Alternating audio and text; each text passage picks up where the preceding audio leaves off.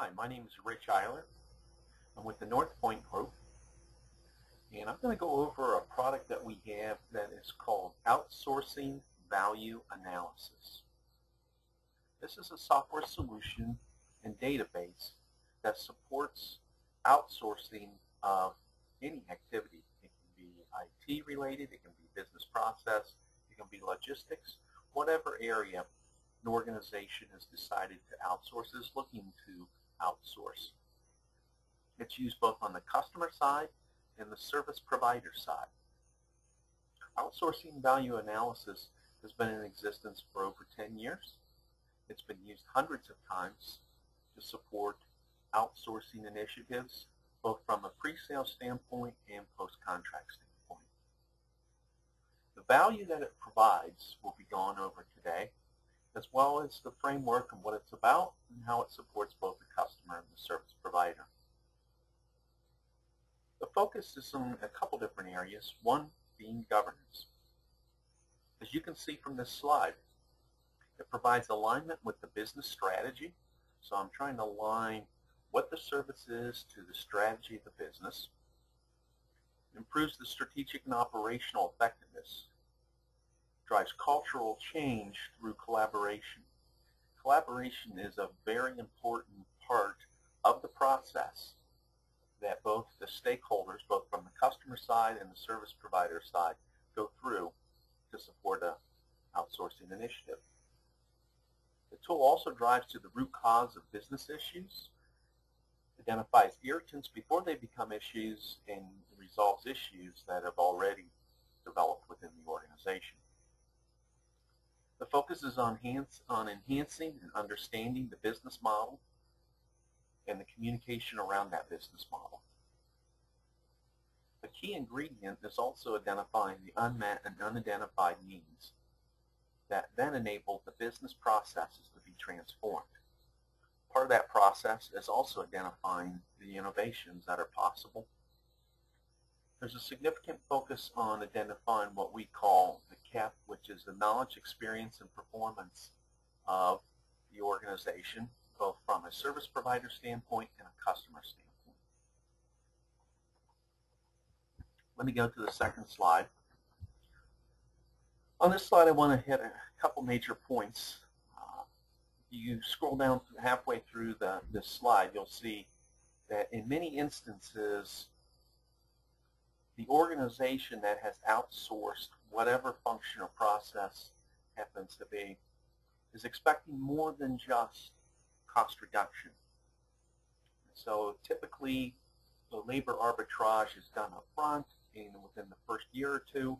At that point, clients are looking for the innovation, the transformation of their business processes, a collaborative type of an approach from their business partner. In many instances, those aren't happening. And the purpose of outsourcing value analysis, the solution that we're going over, is to provide that knowledge coming out of the sessions so the organizations can work together in providing that type of transformation, that type of improvement, that type of innovation that is expected. A lot of organizations from a service provider standpoint are focused on what I would call the quantitative metrics or measurements and the focus on efficiency. Outsourcing value analysis, or OVA as we call it, is focused on both the quantitative and qualitative benefits that can come out of this relationship. So examples: empowerment of people, process resiliency, the things that are going to help the organization not only today, but in the future. At the bottom of this slide, you'll see that NorthPoint's OVA software actually will increase the value for their customers. So ROI associated with improvements are somewhere between 22 and 26% on average based on hundreds of the assessments that are done, as well as it grows the consulting and outsourcing revenue substantially. So as you imagine, uncover unmet and unidentified needs. The client is looking for support. Business has had because of that. Gives them the ability of a service provider to display their capabilities provide more services, both from a consulting standpoint as well as expanding the scope of the outsourcing agreement. So it's a win-win for both organizations.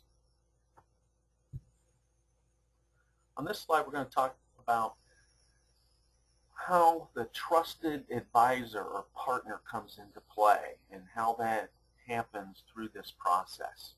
So if you think about running a collaborative session with the key stakeholders and uncovering unmet and unidentified needs and uncovering irritants before they become issues, as well as really developing what are the value opportunities that exist within the client environment, once again, it's a win-win for the organization. The organization has done the outsourcing because they get more of their business issues resolved. They're getting into the root cause of issues, as well as the service provider who can actually grow their business, as pointed out previously.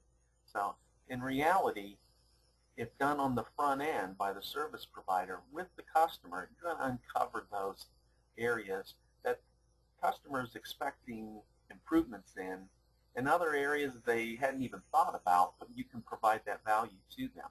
So it shortens the sales cycle for the service provider, increases the win rates for the service provider, and once again, gets that service provider in a position of where they're a trusted partner or advisor, which is obviously the goal. The table at the bottom talks about customer renewals and rebids. And the percentages there are based on actually running the outsourcing value analysis software. And you can see where customer renews or renewals are done when the scores are very high. And so we'll get into how the process actually works. But for today, for right now, let's look at the percentages. When you're above 90%, you're going to get a renewal from that customer.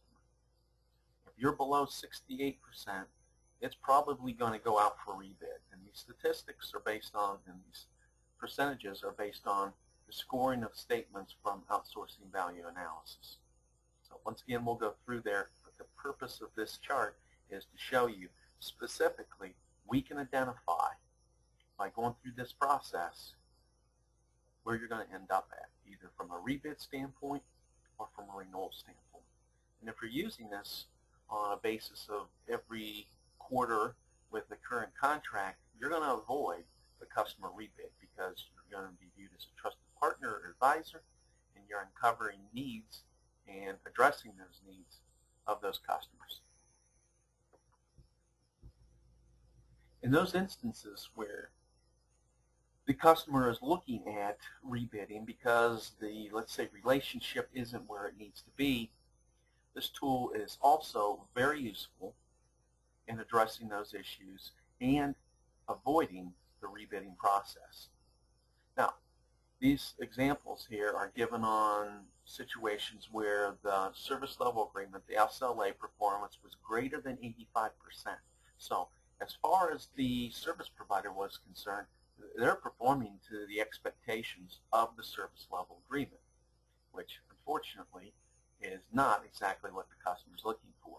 So in this example, 28 service providers used OVA to address issues where, once again, the service level agreements were scores were very high, but the customers weren't really happy. When we first ran the outsourcing value analysis assessment, you can see the scores were from 47 to 56%, best in class is 90+%, and so they're about a little over halfway of where they needed to be. The second assessment, which was done anywhere from 3 to 6 months later, and this slide talks about 6 to 7 month period, you can see the results improved significantly from the first assessment to the second assessment. That's because the irritants and issues came out, they were addressed by the team, and so the client felt that things were moving in a more positive direction. Not only the feeling piece of it, so the qualitative piece, but the quantitative piece associated with this. You can see process improvements, 23% on the high end, 10.5% on the low end in the first year, and then 7 to almost 12% in the second year on top of those first year improvements. Of those service providers that went through here, you can see 75% or 21 out of the 28 actually either eliminated or rescheduled the rebid process. So pre-contract, contract, rocky situations, outsourcing value analysis will actually address those issues. This slide talks about a number of, in this case it was 44 customers, and you can see a baseline was done. The first assessment here, second assessment, third assessment, and fourth assessment. And you can see the time frames associated with running through each of these assessments, and you can see the outsourcing team scoring as well as the customer team scoring. So in this case, the outsourcing team, we're doing okay. Could be doing much better. We're at 66%. The customer team's view of how the service provider is performing is a little under 44%. But as you progress through the second and third assessments, you can see the scores go up not only from the outsourcer side, but more importantly from the customer side, from about 44% to a little over 72%. The number of issues initially increases because they feel they actually have a mechanism to capture the concerns, the irritants, etc. So those initially come out. You can see they go from 7 to 11 to 9, and then they start to go down because those irritants and issues are now being addressed. The communication side of it, you can see the performance where it started out and where those are ending up. So significant impact, once again, on the views both quantitatively and qualitatively on the value of outsourcing, value analysis, both with the customer side and the service provider side. The bottom we've already addressed, and that is the increase in revenue for the outsourcing or the service provider in this case. Now, on the left-hand side here, you'll see customer issues, see measuring ROI-based performance, so things that customers are dealing with. If you look at the tool suite that NorthPoint has, it's more than outsourcing value analysis. This tool suite addresses the issues from beginning to end. So we talked about pre-contract and addressing those issues.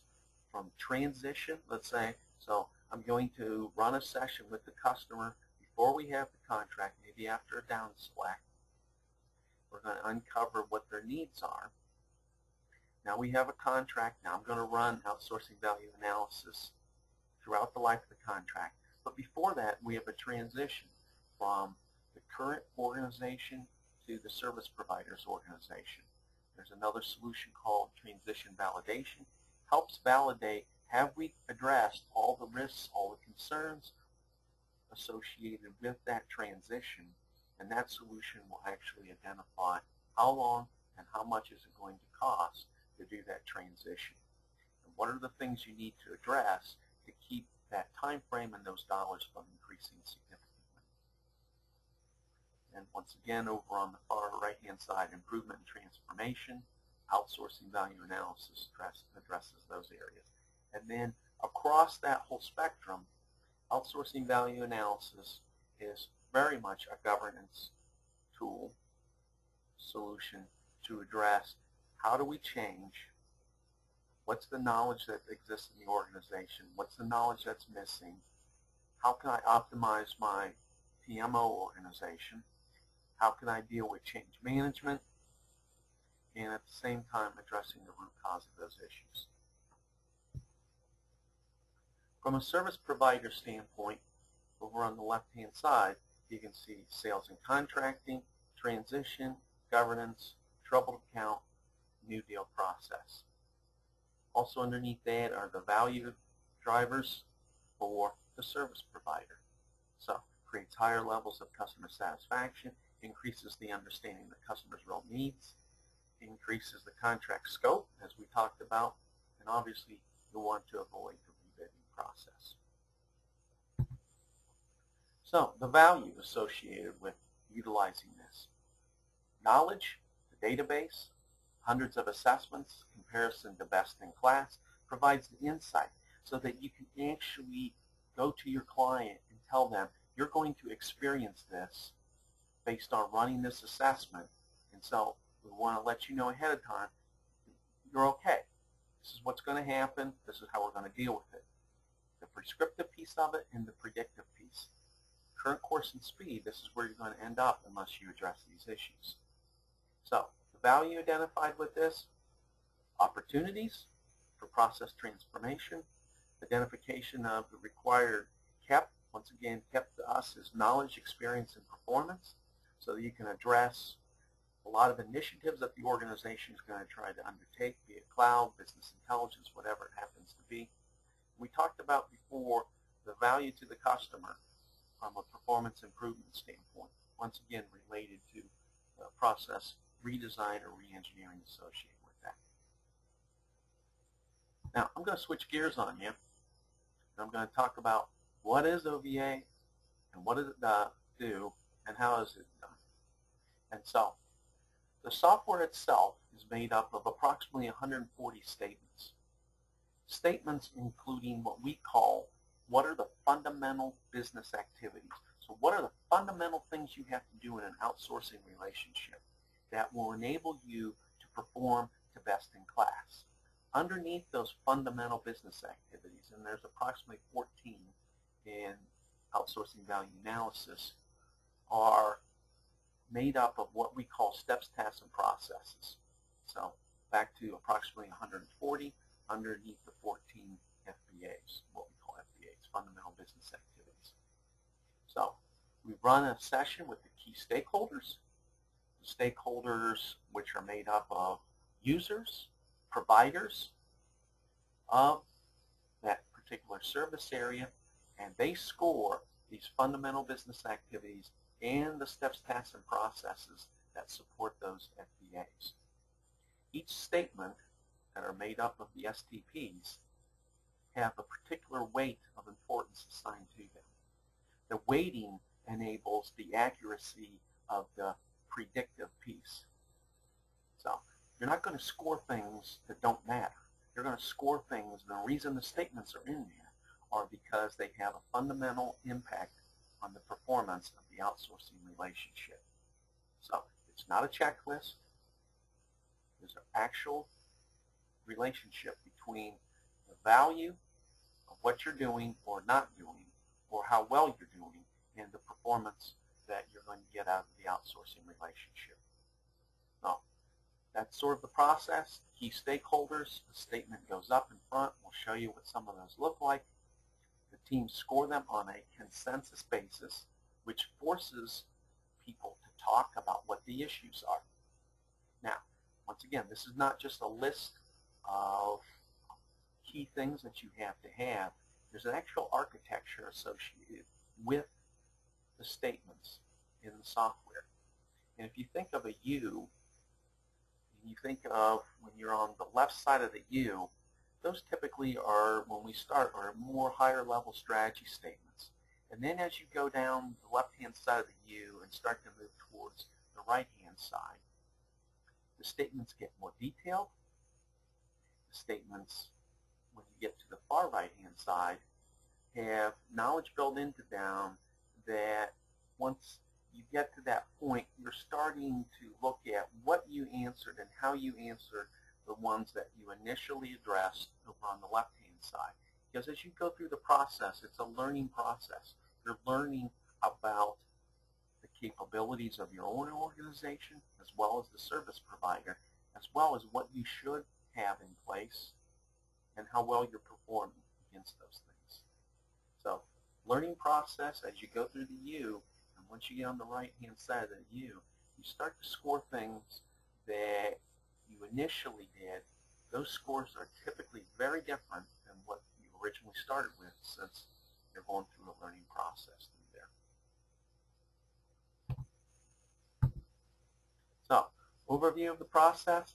Typically in step 1, you're running a session with just the customer people, another session with the service provider. Those scores then are compared to the best-in-class database. A number of management analysis reports are created from that. I'll show you some of those. The teams are eventually brought back together where we identify what those issues are that came out, and then we have a session, you can see in step 4, where we're actually focused on closing the gaps, and then finally step 5, recommended there are checkpoints as you go through this. So time frame to do this, usually less than a day, half a day. It really depends on the organization, but usually 4 or 5 hours to run through any of these sessions. So it's very quick, very analytical, once again predictive and prescriptive, high value, identification on return on investment for making those changes. So this slide shows you an example of a statement. The actual statement is here in white.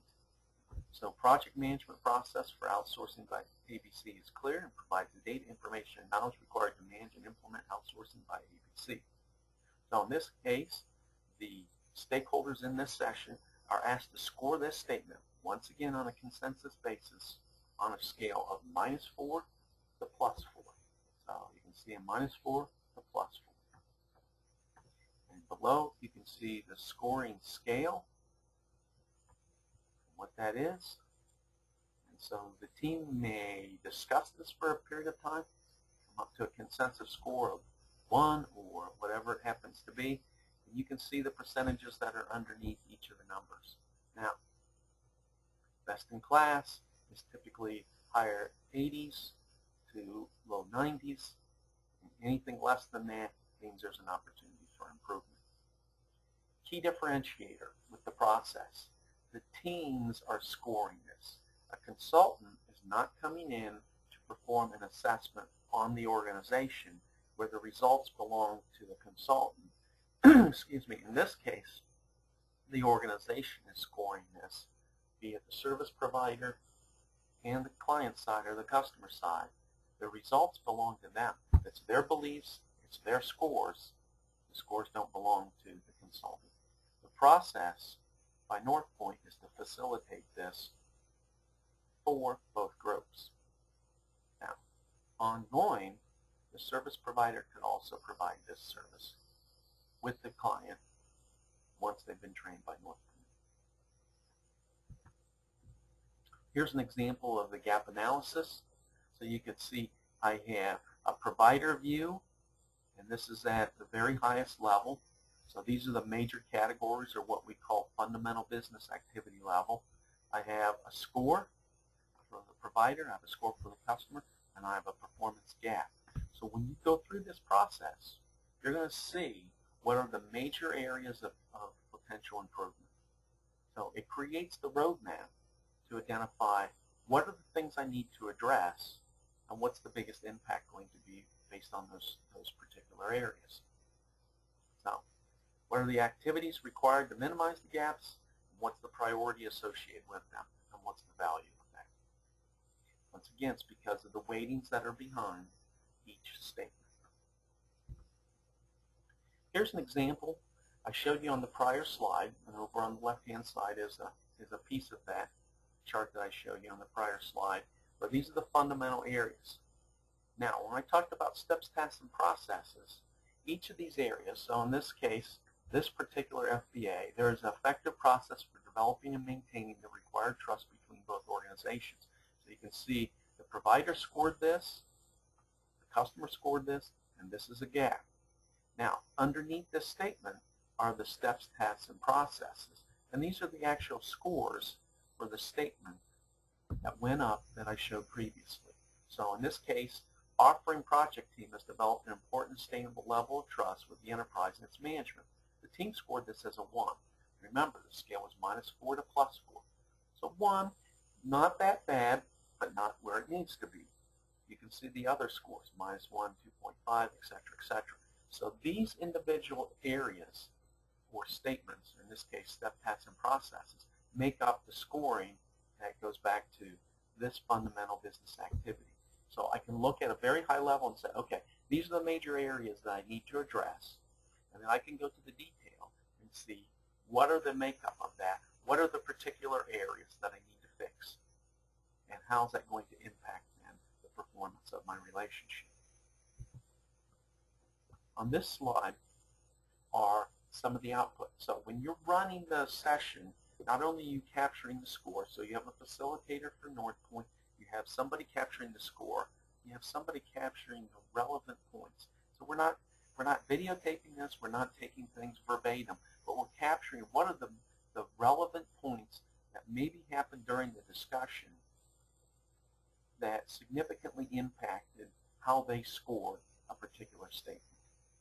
We'll capture that. So on the right-hand side here, you can see some of the areas, some of the things that need to be done. So the process of full disclosure has been implemented. There's a process engaging senior management in issues deemed critical. So these are the things they need to go do. So the prescriptive piece of it. Okay. A comparison, one of the examples of the output. So these are performance indices.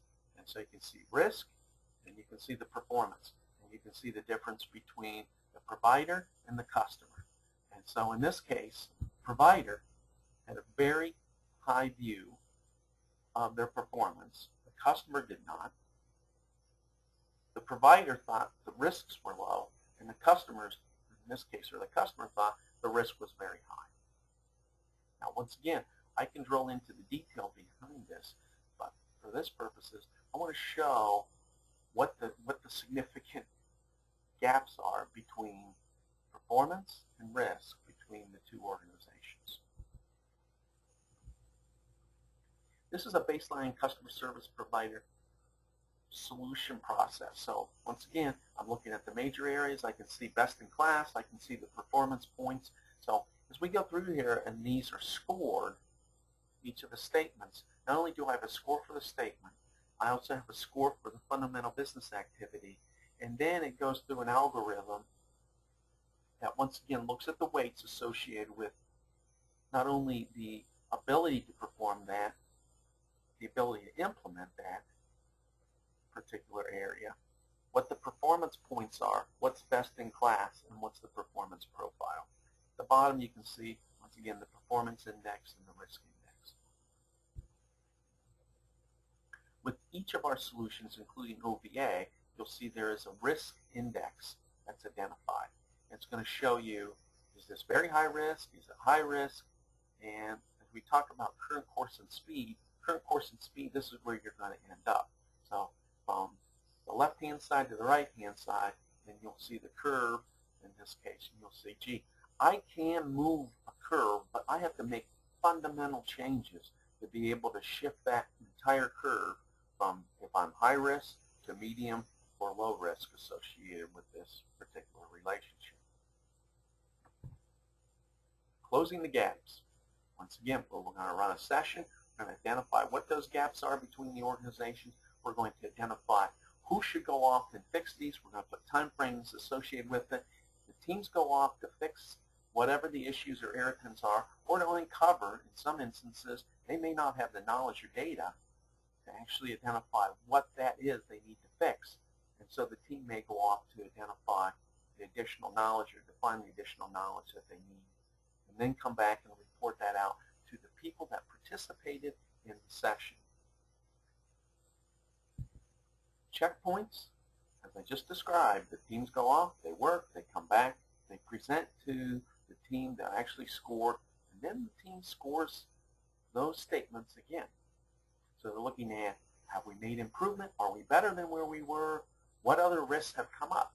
As you know, risk seeps and creeps and leaps into organizations. So things that were okay 90 days ago may not be where they want to be today. This slide talks about it's more than an efficiency. Many service providers are focused on the efficiency side and not necessarily effectiveness side. So what we have in this chart are the statement types, 1 through 12, the issues covered as a percentage, and the number of statements that are associated with each of those areas. So, give you an example. Number 11, lead provider and customer to collaborate together. So, about 23% of them meaning the actual statements, are going to cover that area, in this case 32.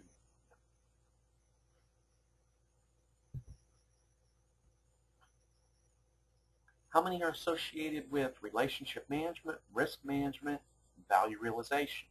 So if you think about risk is a two-sided coin. Part of the risk needs to be mitigated. Part of it needs to be leveraged relative to how can I provide additional value. So that's why you look at the number of statements around value realization, so it's approximately 20%, risk, which is approximately 30%, and the whole relationship piece of this, which is about 19%. So going back to the original statistics we talked about, we know that 70-some% of all outsourcing relationships don't end up positively.